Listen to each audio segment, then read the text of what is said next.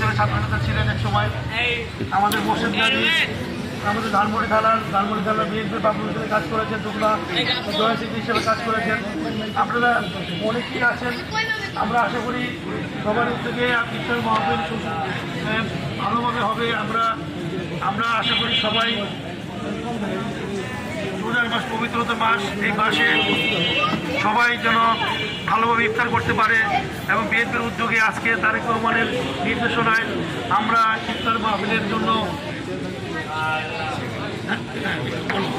ইউনিটের আমাদের ইউনিটের হাফিজ আমাদের ইউনিটের উদ্যোগে ওরা আসলে উদ্যোগ নিয়েছে আমাদের হঠাৎ করে বলাতে আমরা দুঃখিত, সবাইকে বলতে পারি নাই।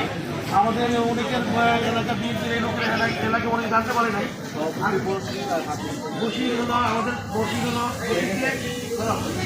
সভাপতি ওদেরকে দায়িত্ব দেওয়া হয়েছে।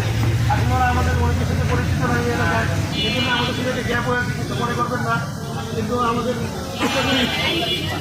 প্রোগ্রাম আমরা সবাই আসবেন, ওনাদের মাধ্যমে আপনারা জানতে পারবেন। আর আমরাও চাচ্ছি আমাদের আজকে সভাপতি করার জন্য আপনার